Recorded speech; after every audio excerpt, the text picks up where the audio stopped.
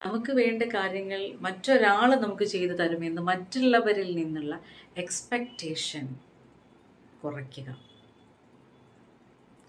ആ എക്സ്പെക്റ്റേഷൻ കുറയ്ക്കുക. അപ്പോൾ അവരത് ചെയ്യും. ഉദാഹരണമായിട്ട് സാധാരണ ഫാമിലിയിലുണ്ടാവുന്ന പലതരത്തിലുള്ള മിസ്അണ്ടർസ്റ്റാൻഡിങ്ങും ഒരാളുടെ അവസ്ഥ മറ്റൊരാൾ മനസ്സിലാക്കുന്നില്ല, അതിനനുസരിച്ച് അവർ പെരുമാറുന്നില്ല, എനിക്ക് വേണ്ടത് എന്താണെന്ന് മറ്റേ വ്യക്തിക്ക് മനസ്സിലാവുന്നില്ല. ഇങ്ങനെയുള്ള പല പരിഭവങ്ങൾ അവിടെ ഉണ്ടാവും. പരിഭവങ്ങൾ പറയുന്നതാണ് പലരും. അപ്പോൾ അവിടെ എന്താ ചെയ്യണ്ടേ? ആ വ്യക്തി എങ്ങനെയാണ്, ആ വ്യക്തിയുടെ സ്വഭാവം എന്താണ്, അവരെ അവരായിട്ട് ഉൾക്കൊള്ളുക. മറ്റൊരാൾ ബിഹേവ് ചെയ്യുന്ന കണ്ടിട്ട് ഇവരും ഇങ്ങനെ ബിഹേവ് ചെയ്യും എന്ന് നമ്മൾ എക്സ്പെക്റ്റ് ചെയ്യേണ്ട.